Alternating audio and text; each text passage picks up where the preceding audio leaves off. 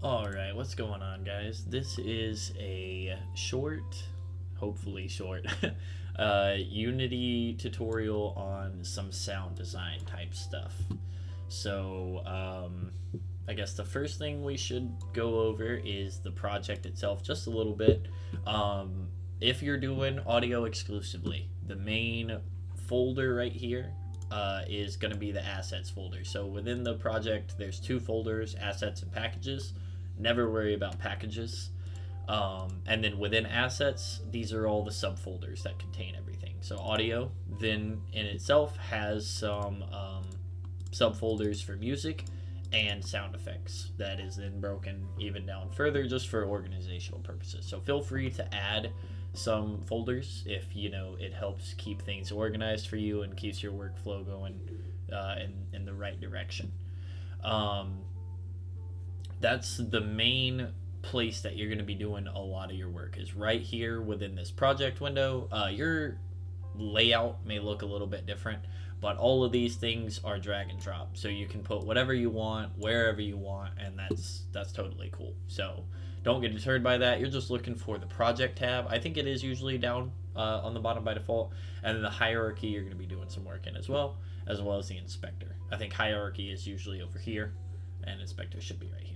So once you find a sound, this is a cool way to do it. Make sure you rename it in your computer before you put it into Unity. It gets a little messy in there if you try to rename it after it's been added to the Unity folder.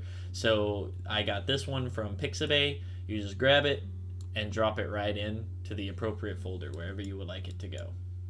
Quick note: if you have an MP3 file, if we look right here, you'll notice that this is a. To be honest, I don't know where it says it. Oh, this is an MP3 file. So this actually is not going to work.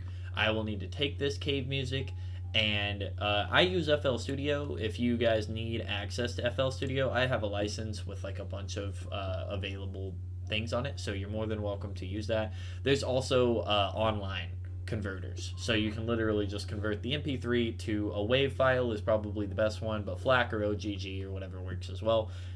It's just super important for anything that's going to loop ever. MP3s will not loop in Unity. And will cause some undesirable effects if you do try to do that. So adding something is as easy as just make sure it's named something appropriate, make sure it's the proper file, and then drag and drop it into here. Okay. For anything that is going to persist throughout the scene. So if it's like in this scene right here, we have rain sound effects that play no matter where you are because it's a rainy environment. We have the traffic sounds, the murmuring of people, all of that kind of stuff. That needs to be on the camera itself. So the way we have it set up right now is the main camera has an audio listener. So this should already be on everything by default. So quick note, there can only be exactly one audio listener in the scene at any given time. So there should be one on the main camera, and that should always be ready to go. If you need the main camera, say you're working in a different scene or you're just testing things out or whatever the case may be, the camera can be found under prefabs, under this project, assets, prefabs, game essentials. Game essentials is anything that is very critical to the game. So obviously the camera, the player, anything like that. And it's just in here as main camera right here, main camera 1. So you can drag that one in, and you can have more cameras. It'll be obviously behaving a little bit strange, but it will automatically have some of these things attached to it. So there's that. So the way that it works is if you need something to persist all the time. Let me go back to the camera. I'm sorry. I am, there we go. A little lost here.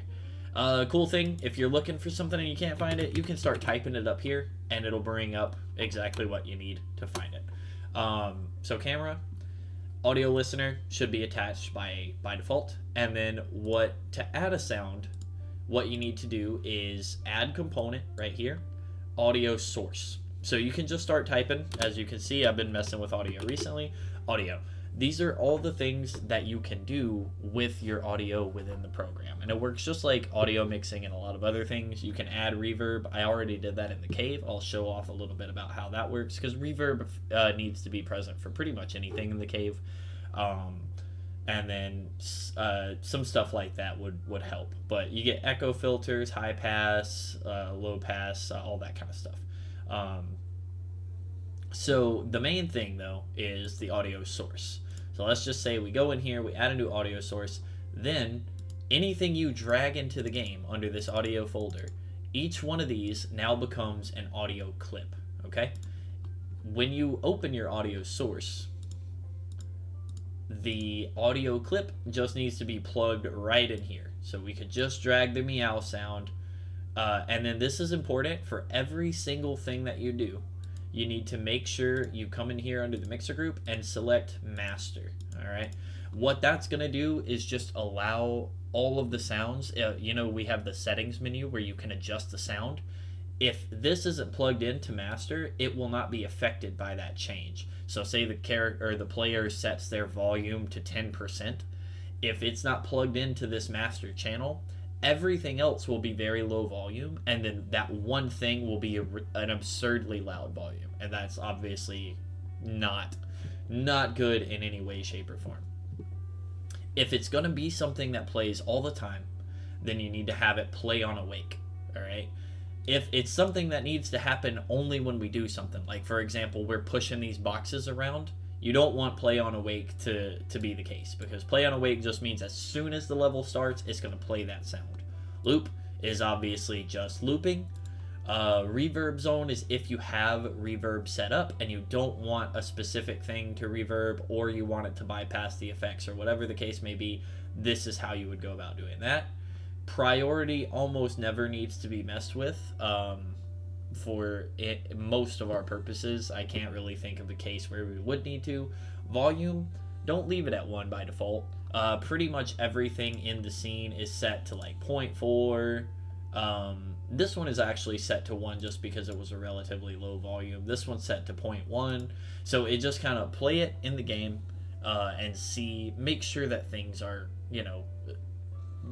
audio cohesive. You know what I mean? Like, make sure that there aren't things that come across as just ridiculously loud or whatever the case may be. And then pitch, obviously, is just the pitch of the sound, so you can make it, more high pitch, more low pitch, whatever the case may be. Stereo pan means you can send it to a specific headphone.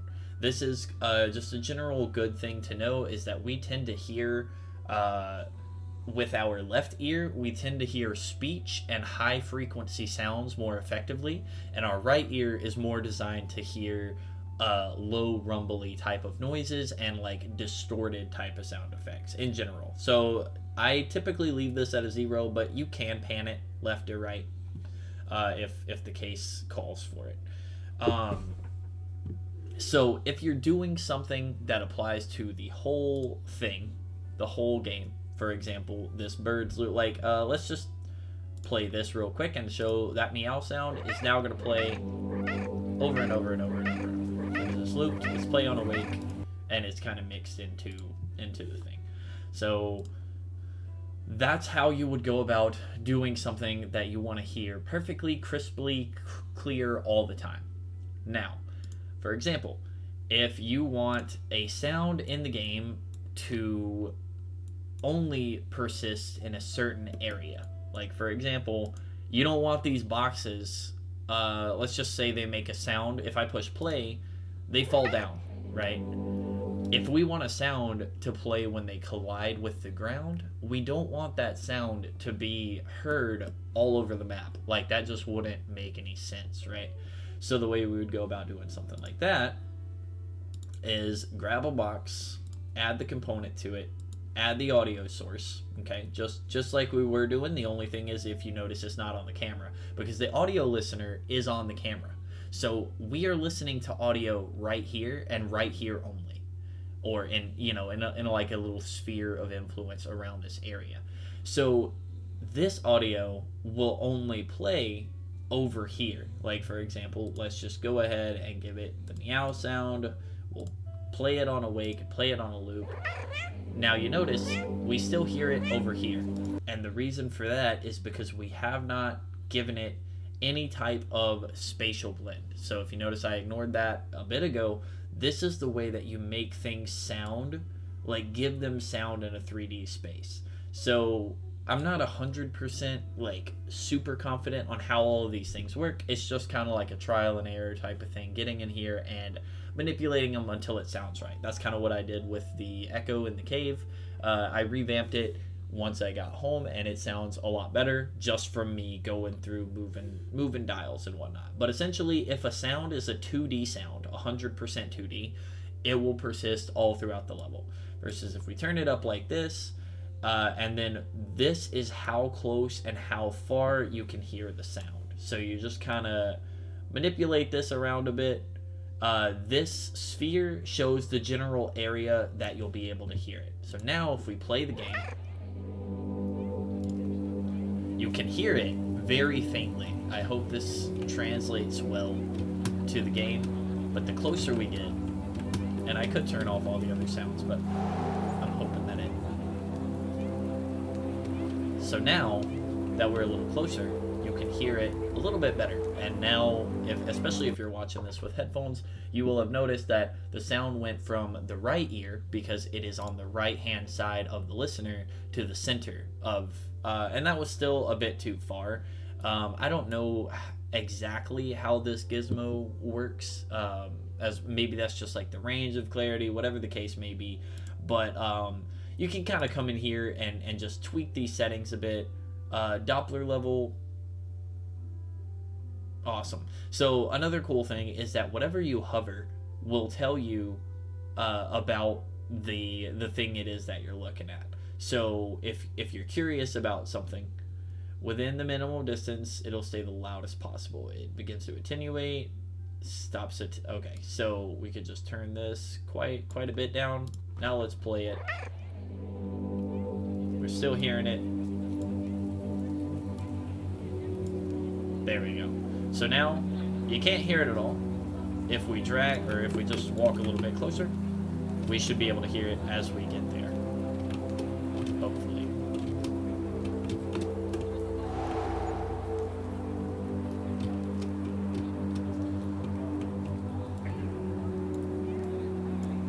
So right about here seems to be the sweet spot. A little tip is that if you are working, as you notice, I just changed those settings and they did not convert over. One thing that you can do that will make your life very easy, and I highly recommend you do this, is you are more than welcome to tweak these settings while the game is running, and then you can do something like this. Let's just, I think it was in that neighborhood of the way things are working. You can then, at the header of whatever it is that you're working on, so at the header of your audio source, you right click, copy component, okay?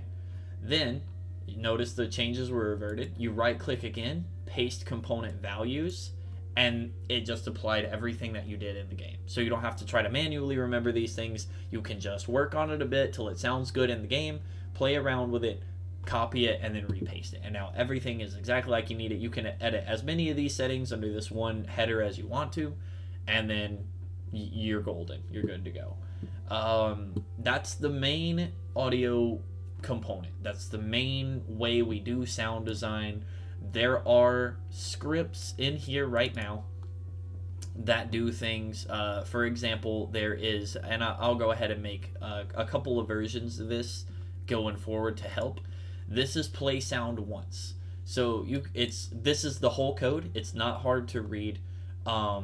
Basically what's happening is if we collide with the ground, if the object that we're talking about, so for example, this box collides with the ground, it will play the sound one time. That's it.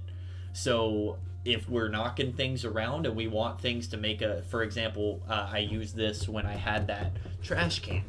There are beer bottles in the trash can, and when you knock them over, when the bottle makes contact with the ground, it plays a rattling bottle on the ground type of sound effect. So I will make a couple of copies of this so that when it comes into contact with the player, it can make the sound. That would be useful for the boxes. So when the player comes over here and starts pushing stuff around, it makes a rustling sound of the box or whatever the case may be. As far as getting a script to work, super super simple. You literally drag it right here. Where was it? Play sound. Yeah, play sound once. You just drag it onto here, like anywhere where that little blue box comes up. This is a prefab, so it all it does is opens this, and then you have to drag it into here. But it's the same principle, still works the same way. You just have to find that's where it's going to be placed. And then same deal. You just select the audio, the source of the audio, and the clip that the sound that you want to play, and that's it. So pretty easy to work with, pretty simple. And that way we can get more dynamic sound effects. I can just, if you need a script written, so if you want a sound to play when you step on a certain spot of the map or whatever the case may be, let me know. I am more than happy to write up a script for you or tell you how to use one of the existing scripts to make something work. And then very quickly, I just want to cover some of the other audio things. A chorus filter, all the chorus filter does is makes it sound like more than one thing is happening. So, you think of a chorus, like say you're singing in a church choir or something like that. That's where everybody comes together and sings the same thing. And the beauty of it is the harmony of those voices happening at the same time in slightly different pitches. This is where you would mess with stuff like that.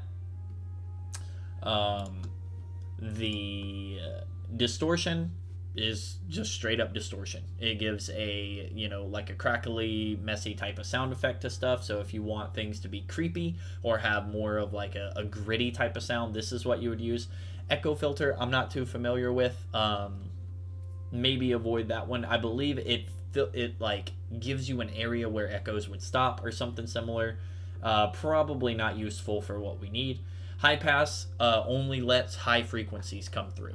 So if you're getting something with low frequencies and you don't want to hear those sounds, you put the high pass on, and you, again, just while the game is playing, you just mess with the frequency and stuff right here. So it's just two little sliders to mess with. A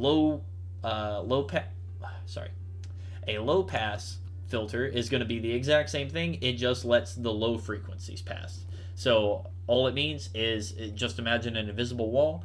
Only frequencies above or below whatever that, whether it's a high pass, only frequencies past that get to go past the wall, right? Low pass, the opposite. Again, audio listener, we should only have one. It should be attached to the camera. Do not add another one of these. It will give you an error code and mess things up. Reverb, very similar. I believe I used a reverb. Is it the reverb filter? Yes, the reverb filter is what you're going to use if you need to reverb things. The reverb zone, I'm pretty sure, is just the area that it reverbs from. You shouldn't need to mess with it.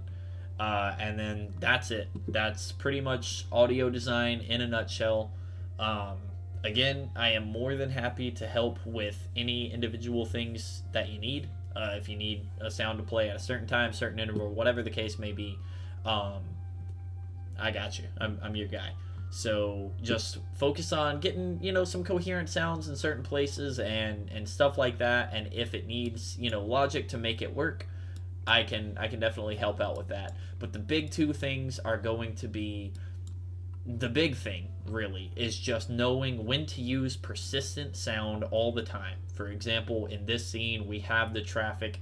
No matter where you are in the level, you want to hear the traffic, right? Stuff like that. And know when to play a sound from a given point and how to edit that point.